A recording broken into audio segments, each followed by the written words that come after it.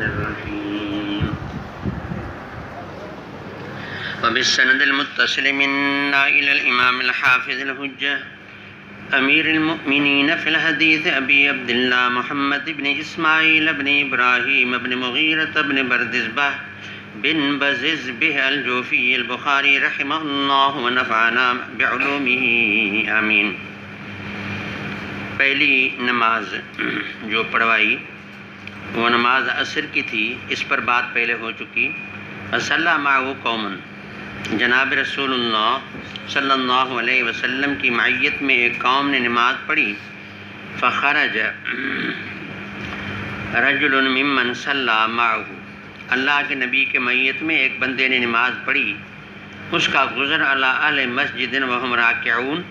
دوسری مسجد سے گزر ہوا تو وہ بھی نماز میں تھے، تو یہ کہنے لگے اشہد باللہ کہ یہ میں اللہ کی قسم اٹھاتا ہوں، کیونکہ شہادت کبھی قسم کی معنی میں آتی ہے جب صلے میں با آ جائے۔ لقد صلیت مع رسول اللہ صلی اللہ علیہ وسلم کہ بلا مکہ، میں ابھی حضرت صلی اللہ علیہ وسلم کی معیت میں مکہ مکرمہ کی جانب نماز میں رخ کر کے ابھی نماز پڑھ کے آ رہا ہوں، تو جیسے خبر دی فدارو کما ہم قبل البیت، یعنی فدارو علی ما ہم فی، یہ علامہ سندھی نے اس کی تقدیر عبارت نکالی،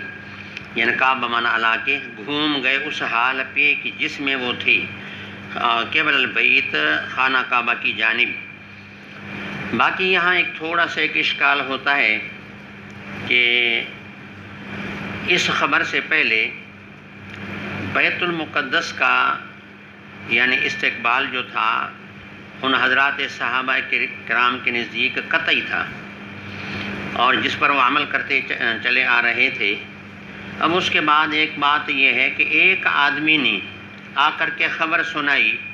تو خبر واحد کے بنیاد پر انہوں نے ایک قطعی یعنی ایک عمل کو یا عقیدے کو کیسے چھوڑا؟ خبر واحد تو ظنی ہے، اور ظن جو ہے وہ یقین کا مقابلہ نہیں کر سکتی، تو پھر اس ایک بندے کی خبر سننے کے بعد یہ تمام حضرات صحابہ کرام انہوں نے ایک یقینی قبلے کو کیسے چھوڑا؟ یہ ایک سوال ہے۔ اس کا جواب جو ہے وہ یہ دیا جا سکتا ہے کہ اصل میں خبر واحد بے شک ظنی ہے، لیکن حافظ صاحب ابن حجر عسقلانی رحمہ اللہ نے جو ہے وہ اپنا یہ جو ہے چھوٹا رسالہ اصول حدیث کے کیا ہے نخبۃ الفکر، اس میں انہوں نے یہ بات کی ہے کہ خبر واحد محتف بالقرائن ہو، خبر واحد محتف بالقرائن ہو، یا یہ فقہی مسئلہ بھی ہے، ہمارے فقہ میں بھی اس طرح ہے کہ اگر خبر واحد ہے لیکن قرائن ایسے ہیں کہ اس کو ظنیت سے نکال کے یقین کی طرف لاتے ہیں،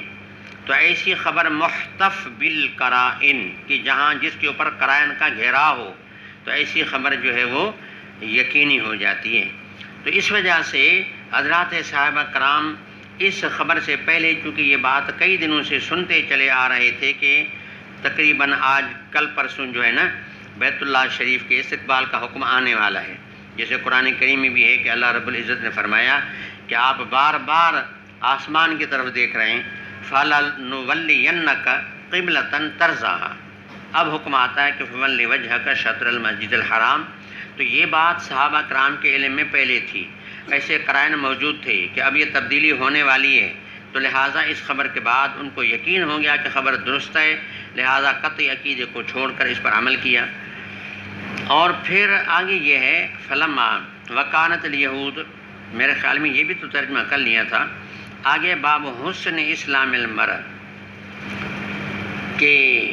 کسی آدمی کہ اسلام کا حسن کیا ہے، تو حسن بتانا غرض ہے، اور اصل مقصود یہ ہے کہ اسلام کا جو حسن ہے، حسن میں فرق مراتب ہے کہ کوئی بہت بڑا احسن، بہت بڑا حسین، پھر نسبتاً اس سے کچھ کم ہے، پھر اس سے کچھ کم ہے، تو جس طرح حسن میں فرق مراتب اور فرق درجات ہے، اس طرح اسلام میں فرق مراتب فرق درجات ہے، اور جس طرح اسلام میں ہے تو ایمان میں بھی ہے، کیونکہ اسلام ایمان ایک ہے۔ اب اسی کو ثابت بین طور کیا کہ قال مالک اخبرنی زید بن اسلم ان عطا بن یسار اخبرو ان ابا سعید الخدری رضی اللہ تعالیٰ عنہ اخبرو انہ سامع رسول اللہ صلی اللہ علیہ وسلم یقول اذا اسلم العبد، ایک بندہ جب مسلمان ہو جاتا ہے ماشاءاللہ فحسن اسلام، اور اس کا اسلام بھی اگر حسین ہو جائے تو یکفر اللہ عنہ کل سیئۃ کان زلفہا، پھر اسی اسلام کی تحسین کے نتیجے میں اس سے پہلے جتنی بھی اسلام سے پہلے کی جو بھی برائیں ہیں وہ ساری مٹ جاتی ہیں، اور جو اس سے پہلے گناہ کر چکا تھا یہ حسن اسلام ان کی تمام برائیوں کو مٹا دیتا ہے۔ یکفر اللہ عنہ، مٹا دیتے ہیں اللہ تعالیٰ ان سے ہر ایسی